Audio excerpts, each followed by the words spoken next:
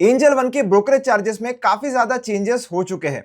आज हम angel one के अपडेटेड चार्जेस को स्टडी करेंगे और देखेंगे किधर चार्जेस बढ़ चुके हैं और कितना चार्ज आप दे रहे हो। जितना भी ट्रेडिंग आप कर रहे हो, चाहे इंट्राडे में हो, ऑप्शन में हो, या अगर लॉन्ग टर्म में भी बाय कर रहे हो, कितना ब्रोकरेज चार्ज आपसे लिया जाता है, कितना हिडन चार्ज आपसे लिया जाता है, सब विथ एग्जांपल्स आज हम समझेंगे। तो चलिए, मैं वेबसाइट पर आ चुका हूं और यहां पर आकर एंजल वन चार्जेस हम सर्च करेंगे।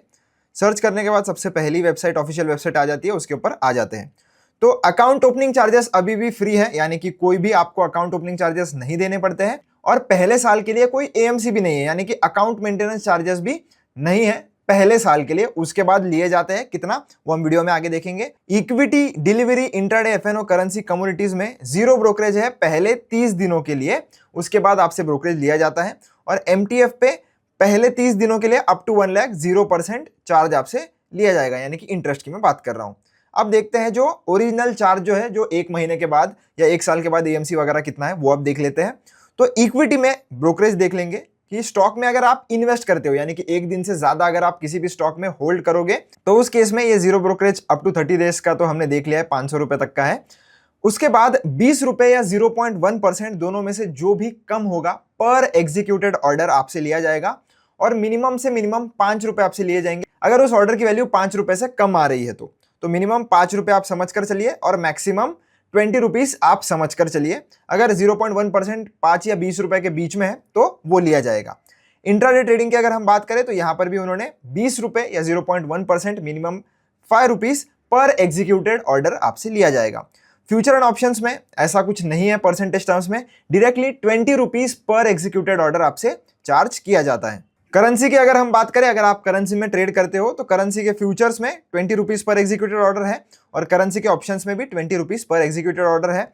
कमोडिटीज में अगर आप देखें तो 20 रुपीज पर एग्जीक्यूटेड ऑर्डर है और कमोडिटीज के ऑप्शंस में भी 20 रुपीज पर एग्जीक्यूटेड ऑर्डर है। अदर चार्जेस में अगर हम जाएंगे तो इधर हमें देखने के लिए मिलता है एएमसी, यानी कि अकाउंट मेंटेनेंस चार्जेस। तो पहले साल के लिए तो फ्री है। उसके बाद अगर आपका बीएसडीए अकाउंट है, बीएसडीए का मतलब होता है बेसिक सर्विसेज डीमैट अकाउंट, जिसमें आपका दूसरा कोई भी डीमैट अकाउंट नहीं होना चाहिए, सिर्फ और सिर्फ एंजल वन के साथ ही आपका जो डीमैट अकाउंट है वो होना चाहिए। और उसके साथ भी आपको रजिस्टर करवाना पड़ेगा बीएसडीए के अंदर। अगर आपकी होल्डिंग्स, यानी कि म्यूचुअल फंड, स्टॉक सब मिलाकर अगर 4 लाख से नीचे है तो कोई भी आपसे एएमसी नहीं ली जाएगी। अगर 4 लाख से 10 लाख के बीच में है तो 100 rupees plus GST per year आपको देना पड़ेगा। और नॉन बीएसडीए क्लाइंट अगर आप हो तो उस केस में 60 रुपीज प्लस जीएसटी पर क्वार्टर आपसे लिया जाता है और ये हर क्वार्टर जो है वो डिडक्ट किया जाता है। अगर आप कॉल एंड ट्रेड का फीचर यूज करते हो तो 20 रुपीज पर ऑर्डर आपसे लिया जाता है। ऑटो स्क्वायर ऑफ चार्जेस, किसी भी कारण अगर आपका ट्रेड ऑटोमेटिक स्क्वायर ऑफ हो जाता है, चाहे इंट्राडे में आपने 3:20 के बाद ट्रेड को होल्ड कर लिया, या मार्जिन शॉर्टेज के कारण अगर आपका ट्रेड ऑटोमेटिक स्क्वायर होता है, तो उसके लिए सेम एज ब्रोकरेज चार्जेस है, नो एडिशनल पेनल्टी आपसे नहीं ली जाती। बाकी अगर आप कोई भी केवाईसी, सी केवाईसी, ई सिग्नेचर करते हो, उसका कोई भी चार्ज नहीं है। कोई भी स्टेटमेंट आप ईमेल पर मंगवाते हो या कोई भी कॉन्ट्रैक्ट नोट डाउनलोड करते हो, वो भी फ्री है, कोई चार्जेस नहीं है। डीपी चार्जेस बहुत ही इंपॉर्टेंट होते हैं। डीपी चार्जेस दोस्तों आपसे तब लिए जाते हैं जब भी आप कोई भी स्टॉक को 1 दिन से ज्यादा होल्ड करते हो, यानी कि लॉन्ग टर्म में कभी भी आप खरीदते हो और जब आप उसको बेचते हो तब आपसे डीपी चार्ज जो है वो लिया जाता है। अब ये डीपी चार्जेस का कैलकुलेशन कैसे होता है वो समझ लीजिए। तो INR 20 प्लस जीएसटी आपसे लिया जाता है। अगर आप एक मेल हो तो INR 3.5 CDSL को दिया जाता है, प्लस INR 16.5 एंजल वन का चार्ज है। अगर आप एक फीमेल हो तो INR 3.25 CDSL का charge plus INR 16.75 angel One का चार्ज जो है वो लिया जाता है। तो आप इधर देख सकते हो, तो इन्होंने क्या कर लिया है, मेल और फीमेल का सेम ही है, बस CDSL का जो चार्ज है वो ऊपर नीचे किया हुआ है। तो टोटल जो है वो इतना चार्ज आपको देना पड़ता है, लगभग 20 रुपए के आसपास इसका कुछ कैलकुलेशन आएगा। पर आपको समझना है कि डीपी चार्ज आपसे लिया कैसे जाता है। अब मैं एग्जांपल के साथ आपको समझाता हूं। मान लेते हैं कि एचडीएफसी बैंक के आपके पास 100 शेयर है। अब किसी दिन आपने इस 100 शेयर में से 50 शेयर सुबह को 10 बजे बेचे और 50 शेयर आपने दोपहर के 3 बजे बेचे, तो आपको 2 बार डीपी चार्ज देना पड़ेगा। आपकी जितनी ऑर्डर एग्जीक्यूट होगी ना, उस हिसाब से आपको डीपी चार्ज अलग से देना पड़ता है। और अलग अलग कंपनीज के बेचोगे तो अलग अलग डीपी चार्ज आपको देना पड़ता है। तो सिंपल आप ये समझ लीजिए, जितने भी ट्रांजैक्शन आपके होंगे, डेबिट ट्रांजैक्शन आपके डीमैट में से, पर ऑर्डर आपसे डीपी चार्ज लिया जाता है। नेक्स्ट, अगर आप मार्जिन प्लेज अनप्लेज करते हो तो सीडीएसएल का चार्ज 5 रुपीज प्लस जीएसटी और एंजल वन का चार्ज 15 प्लस जीएसटी। एमटीएफ के लिए pledge unpledge 12 rupees plus GST CDSL का चार्ज है और एंजल वन का चार्ज है 8 प्लस जीएसटी। डीमैट अकाउंट का आपको सर्टिफिकेट चाहिए तो 50 रुपीज पर सर्टिफिकेट लगेगा, रीमैट का भी 50 rupees per certificate plus actual CDSL charges है।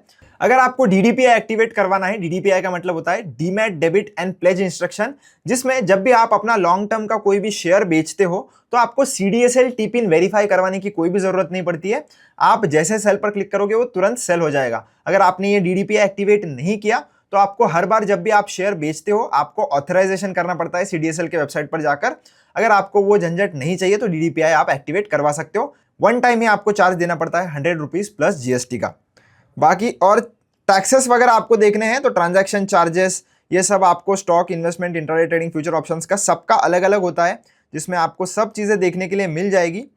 सबके आपको देखने के लिए मिल जाएंगे, जिस भी सेगमेंट में आप ट्रेड करते हो, करेंसी में करते हो, कमोडिटीज में करते हो, सबका टैक्स वैक्स इधर उन्होंने दिया हुआ है। आपको चाहिए तो आप डिटेल में स्टडी कर सकते हो। अभी हम देखेंगे एग्जाम्पल के साथ, तो वहां पर ये टैक्सेस वगैरह थोड़े अच्छे से समझ में आते हैं। तो वो कैसे देखने हैं, इक्विटी में हम जाएंगे और जाएंगे इधर से ब्रोकरेज कैलकुलेटर में।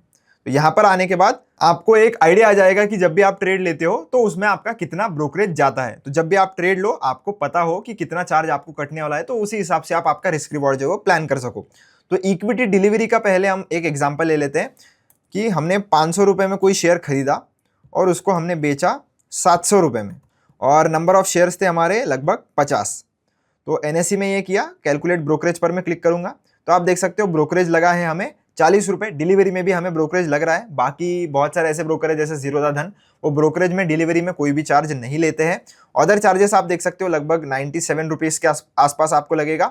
और ब्रेक इवन पॉइंट आपको चाहिए तो इस शेयर की प्राइस 2 रुपए से ऊपर तो जानी चाहिए, तब आपका ब्रेक इवन निकलेगा। मतलब तब आपका ये जो बाकी का जितना भी चार्ज और ब्रोकरेज का कॉस्ट है ये नलीफाई हो जाएगा, यानी कि ये निगेट हो जाएगा, मतलब ये कैंसिल हो जाएगा।